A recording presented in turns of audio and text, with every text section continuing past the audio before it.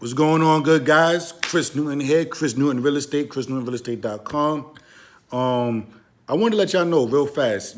I name my watches. I don't know if y'all find that weird, right? I know I'm not the only one that names my prized possessions, right? So my name is Christian, right? People that know me know my name is Christian, right?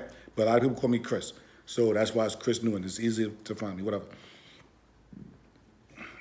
My silver Movado name is Christoph. My gold Movado. So right now I got three watches. At the time of this video, I got three watches, right? So we got the silver one is Christoph, the gold one is Penelope, right? Don't judge me. The gold one is Penelope, and my Fitbit name is Charlie. Yes, yes. All right. But let's get on to the topic. What is my house worth? Right? A big question that a lot of sellers have, a big question that a lot of sellers struggle with, right? The reality of the situation. Oh, what is my house worth? Is my house worth $5 million? Is it worth $500,000? What is my house worth? Listen, I'm going to be honest with you guys, right? As I always am. The simple answer to this question is, that's a terrible drum roll, but I just don't want the camera to fall. Your house is worth whatever someone is willing to pay for it. Boom.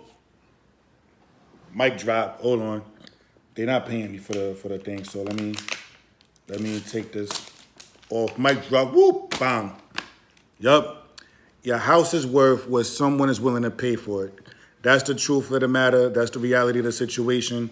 So you can want. Sorry, my hand is messed up.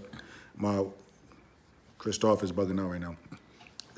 You can want $7 million for your property. The market is going to dictate and tell you that your property is only worth 5.3. Then it's up to you and the other decision makers around you in your circle, pause if necessary, to determine whether it's a good time to sell or not. Okay? So how do you put a number on what your house is worth, what your property is worth? It's a tricky question. You get a real estate agent like me that says, you know what? This is what we can do to help justify the price that you are asking, right? So let's say you want $7 million. Again, it's just a number. Let's say you want $7 million for your property. How do we get as close to that number as possible? Starting from zero.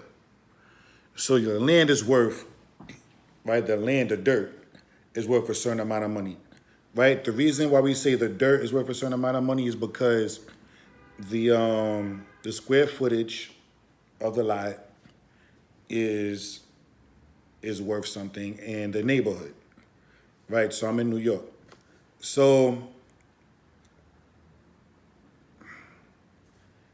a 3-family property in Manhattan, let's say in Midtown Manhattan, let's say 34th Street, right? A 3-family in 34th Street, because of the area that it's in, right? Very popular. It's in the middle of everything. You have every train. You have the LIR, you have the PATH. I think you have the New Jersey Transit. You have the 2, 3. You don't have the 4 and 5, but you can get there. You got the 2, 3, N, Q, R, W, B, D train. You have the A, C, E train there. You have the crosstown 34th Street buses. You have everything. It's a shopping district. The fashion district is not too far. And being that you have those trains there, you can kind of get anywhere you want to go. So you can be in Brooklyn in a matter of minutes. You can reach the Barclays in about 20 minutes. You're right across the street you're not too far from One Penn Plaza. You have Madison Square Garden there. So kind of everything that everybody wants to be around, you will be around. So dirt there is going to cost millions of dollars, right? rather than you put that same three family in Seagate, Brooklyn. A lot of people don't even know. A lot of people in Brooklyn don't even know where Seagate is in Brooklyn, and that's why it's so far out. It's even past Coney Island, right? So it's at the very, very end of Brooklyn. It's in a gated community. Yes, it's nice there, but it's out of the way of everything. It'll take you an hour to get to the city from there. Like it's so out the way. You have to take the train. I think you have to take the D train to the last stop and take a bus. And like if you don't drive, and then take a bus a few stops over, like maybe a 10-minute bus ride, 10, 20-minute bus ride, and then get off the bus and walk into Seagate. Like it's so out the way. So out the way. You know, if family is coming again, it's a gated community, right? It's a gated community. It has a lot of potential there. Has a guard there, security guard there, and you know, if you have friends visiting, the security's going to call you. If you don't pick up, you're going to have to come from your house, come to the gate to pick them up. Like it's crazy. Selling a property out there is, oh my gosh, it's crazy. But whatever, right? So the dirt is going to cost a certain amount of money. The location, right? Now, the upkeep of the property, right? Has this property been well maintained? Is it renovated? How renovated is it? Is it an IKEA special, or did we actually put marble into it, you know, or engineered quartz countertops, or did we have, you know, what kind of motifs do we have? Like, do it look nice there? Like, does it look nice? Right? What's the care that was put into the interior design of the property? How's the flow of everything? How's the layout? Like all of these things matter. Staging. Then who's representing the property? Does like all of these things help build it from 1 million, 2 million, 3 million, 4 million. You know, so again, we're trying to justify the price and bring the price as close to 7 million as possible. Will you reach that $7 million threshold? We don't know. Can you surpass it? We don't know, right? What's the appraised value? As soon as you get to a certain point, and depending on where the property is, and if there's comps, maybe an appraisal might not even work. Maybe we have to get cash, right? So it really depends on a lot of factors. So once we start breaking the mold into getting to that price point, what do we do? Right? What do? We had to now depersonalize the property. That helps increase it. Again, like I said, staging helps increase the price. Like it's just so now it's ready to launch, right? The way you launch it, the way we market it helps with the price. Photographs, the photography, the videography, the show sheets or the booklets or the handouts, and the way the agent dresses, and you know, I got super sauce, so you get me to represent your property. I'm coming there with the boom bang. Like, whoa, Christophe or Penelope. you got three with one. You got Chris Newton, Christophe, and Charlie. That's 3 C's. What? You can't go wrong with that. Oh my gosh, because Charlie he's pulling up regardless, because I got to make sure my steps is good. Today, my steps, I burned 3,097 calories so far.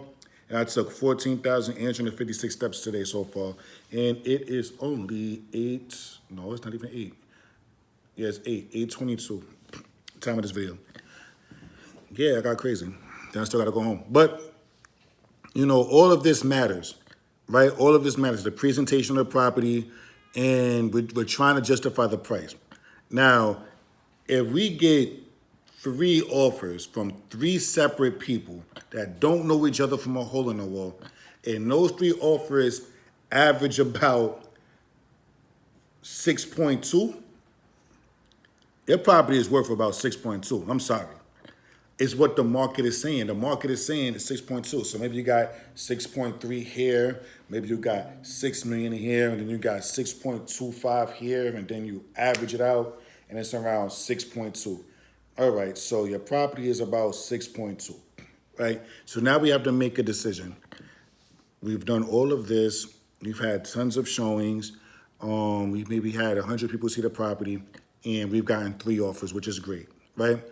The property's been on the market 42 days. 100 people have seen it, 3 offers, and it's kind of slowing down now, right? So I'm not saying that we can't get a better offer, but I'm not saying that we can.